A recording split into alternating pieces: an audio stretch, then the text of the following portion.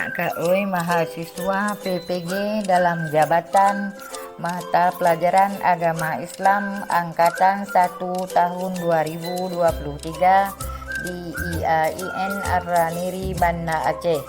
Pada hari ini saya lakukan uji kinerja dengan cara daring. Pada hari ini tanggal 25 Agustus tahun 2023. Uji kinerja saya lakukan pada SD Negeri Kampung Gajah, Kecamatan Mutiara, Kabupaten Pidi, Provinsi Aceh. Selamat menyaksikan.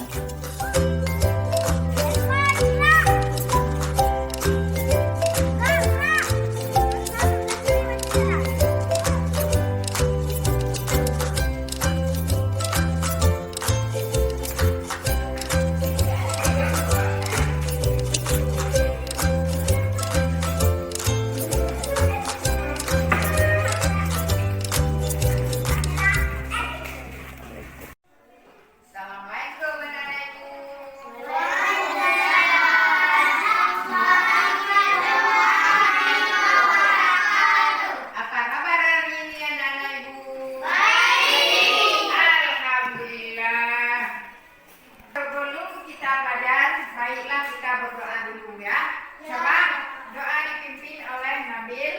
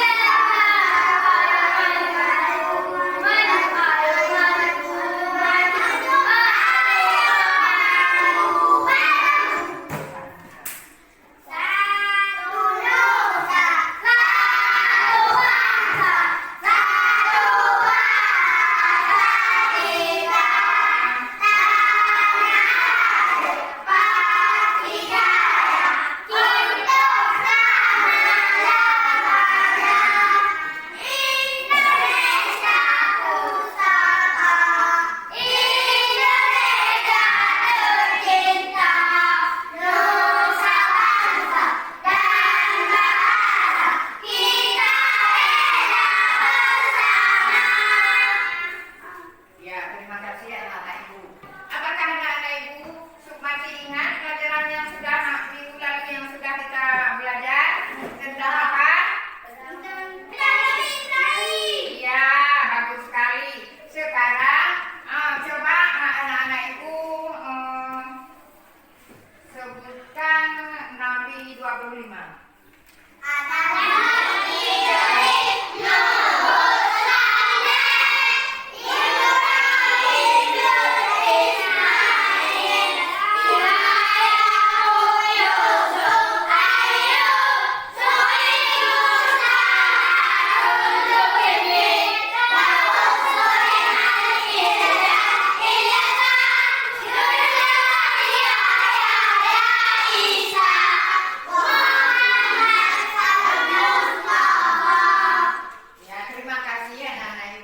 Sekarang materi yang akan kita pelajari hari ini yaitu tentang kisah keteladanan Nabi Muhammad di masa kecil. Mungkin anak-anak ibu tahu siapa itu Nabi Muhammad? Nabi. Ya, coba dari sana siapa itu Nabi Muhammad? Nabi. Ya, Nabi kita ya. Coba di sebelah sana. Nabi. Ya, bagus sekali anak-anak ibu ya. Adapun tujuan yang harus kita capai pada hari ini adalah mengidentifikasi kisah para nabi dan Nabi Muhammad di masa kecil ya. Itulah tujuan kita hari ini. Coba Nabi mempunyai sifat yaitu ada 4. Coba siapa tahu sifat-sifat Nabi yang keempat itu siapa? Ya, bagus. Coba sebelah sana. Ya, bagus. Coba sebelah sana. Ya, bagus sekali anak-anak ibu. Coba nyanyi sekali ya. Siti.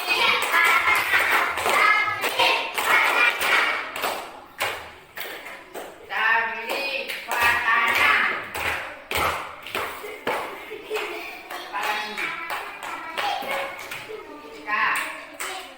Jadi sifat yang harus kita teladani yaitu ada 4, yaitu sidik, amanah, tabligh, fatanah. Sidik artinya benar nabi, amanah artinya terpercaya, tabligh artinya menyampaikan, fatanah cerdik. Sudah tahu anak-anak ibu? Ya, coba diulang. Sidik.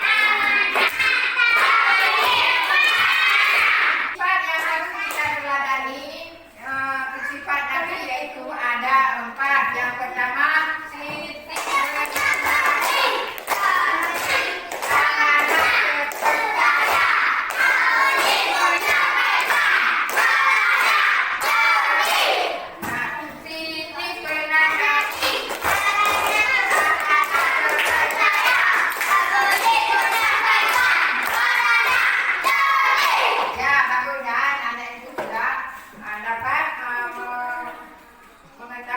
tentang sifat-sifat Nabi ya.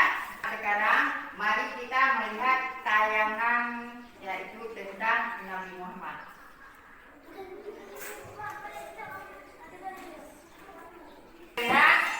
Kisah Nabi Muhammad Sallallahu Alaihi Wasallam. Ketabahan Muhammad kecil. Pada usia 4 harus kehilangan beliau. Berselang 3 tahun kemudian, kakek tercintanya meninggal. Sejak saat itu, Muhammad kecil menjadi anak yatim piatu. Tugas pengasuhan selanjutnya diemban oleh paman dari pihak ayahnya yang bernama Abu Thalib. Muhammad kecil sangat bahagia bisa bertemu kembali dengan ibunda Aminah.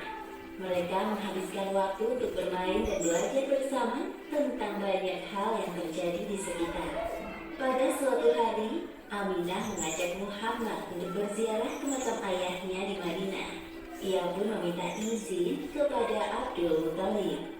Meskipun dengan berat hati, akhirnya Abdul Muthalib melepas kepergian cucu dan menantunya bepergian jauh.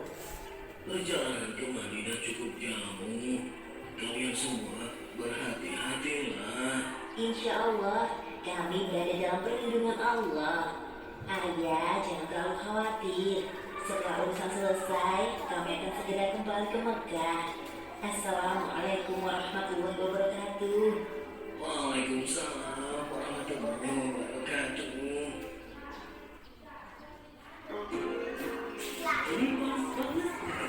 Berkunjung ke makam suaminya. Begitu juga dengan Muhammad. Perjalanan mereka ditemani oleh Ummu Ainah. Sepanjang perjalanan, Aminah menceritakan sosok Abdullah yang sangat ia cinta dan kagumi kepribadiannya kepada Muhammad. Sesampainya di Madinah, kedatangan mereka disambut hangat oleh keluarga Aminah. Wahai anakku, dulu saat ayahmu meninggal, ibu belum sempat mengunjungi makamnya. Sekarang setelah engkau lahir di dunia ini, mari kita bersama-sama melihatnya. Baik, Bu. Saat itulah Muhammad benar-benar merasakan kehilangan sosok ayah dalam hidupnya. Ia bertekad akan mendampingi ibunya dalam keadaan susah maupun senang. Kira-kira 1 bulan lamanya mereka menetap di Madinah. Sekarang waktunya Aminah dan Muhammad kembali ke Mekah. Di tengah perjalanan, tepatnya di sebuah dusun bernama Abawa yang jaraknya 37 km dari kota Madinah, Aminah merasa sangat kelelahan. Wahai anakku Muhammad, badanku rasanya lemah sekali. Aku merasa ini pertemuan terakhir kita. Belum sempat menyelesaikan ucapannya, Ibunda Aminah meninggal dunia untuk selama-lamanya. Ibu, jangan pergi. Wahai Muhammad, engkau adalah anak keluarga. Bangunlah, mari kita cari pertolongan untuk menguburkan jenazah ibumu. Sejujurnya, Muhammad kaget dan terpukul melihat kematian Ibunda Aminah yang tampak nyata di depan matanya. Semuanya terasa sangat cepat terjadi. Namun hidup harus terus berjalan. Muhammad menguatkan hatinya. Selama perjalanan pulang bersama Ummu Ainah, Muhammad terus berdoa untuk Ibunda Aminah sembari meneteskan air mata. Sekarang dirinya adalah anak yatim piatu yang harus menanggung beban kehidupan sendirian. Abdul Muthalib langsung syok mendengar kabar kematian Aminah. Seketika itu beliau mencium Muhammad. Wahai cucuku tersayang, hapuslah air mata di wajahmu. Jika ibumu melihatmu bersedih, pasti beliau akan sedih juga. Tenanglah, sekarang kakek yang akan menjagamu. Terima kasih, Kek. Abdul Muthalib merasa bahwa cucunya ini akan menjadi orang besar di kemudian hari. Beliau memperlakukan Muhammad dengan perlakuan yang istimewa. Hei nak, jangan duduk di tempat itu. Minggirlah, itu punya kakek. Maaf paman, aku tidak tahu jika hanya kakek yang boleh duduk di sini. Sudah, biarkan saja cucuku duduk di tempatku. Sesungguhnya kelak dia akan memiliki kedudukan yang lebih tinggi dariku. Pada saat itu, Abdul Muthalib adalah orang yang paling dihormati di kalangan penduduk Mekah, sampai dibuatkan hamparan khusus di bawah naungan Ka'bah. Selama kurang lebih 3 tahun lamanya, Muhammad diasuh oleh kakeknya. Muhammad kecil sangat menyayangi kakeknya, begitupun sebaliknya. Namun kebahagiaan Muhammad tidak berlangsung lama. Ketika Allah Subhanahu wa Ta'ala memanggil Abdul Muthalib untuk kembali di hadapannya. Wahai kakek, secepat-cepatnya engkau pergi meninggalkanku.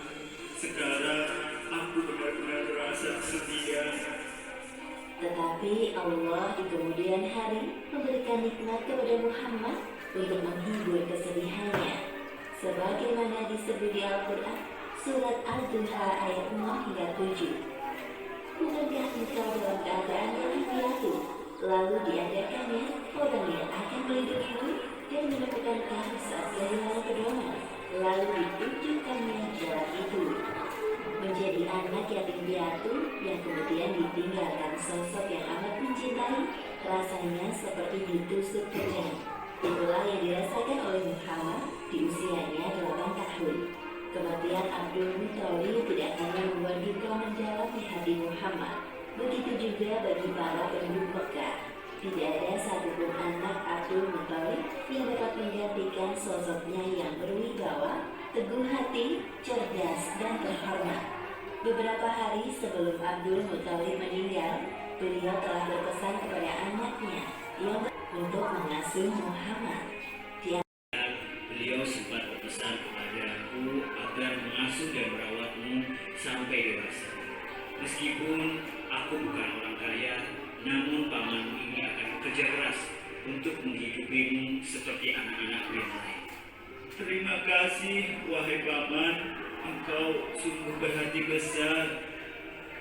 Akhirnya, Muhammad diasuh oleh Abu Thalib sampai masa dewasa. Muhammad adalah anak yang tahu diri. Melihat beban berat yang dipikul pamannya, ia tidak tinggal diam. Bermodalkan tubuh yang dimilikinya, Muhammad ikut bekerja seperti anak-anak lain tanpa paksaan. Ikhlas membantu keluarga Abu Thalib. Demikianlah akhir kisah ketabahan Muhammad kecil. Hikmah yang dapat kita ambil dari kisah ini: pertama, perlakukan keluarga kita dengan sebaik-baiknya sebelum ajal menjemput dan memisahkan. Kedua, jangan pernah lupa mendoakan orang tua kita yang telah meninggal, karena doa anak soleh yang akan mengantarkan pahala dan pengampunan bagi mereka. Wallahu a'lam bishawab. Anak-anak ibu sudah melihat tayangan tadi. Mungkin anak-anak ibu sudah tahu pengertian bagaimana kisah-kisah Nabi yang telah ditayangkan tadi. Sekarang baiklah anak-anak ibu mengerjakan tugas kelompok. Coba ya dibuat kelompoknya. Tempat ini dibuat juga. Coba dibuat kelompok. Ya, coba anak-anak ibu membaca sekilas tentang materi yang ada di buku masing-masingnya. Coba masing-masing dibaca ya. Coba dibaca ya. Dibaca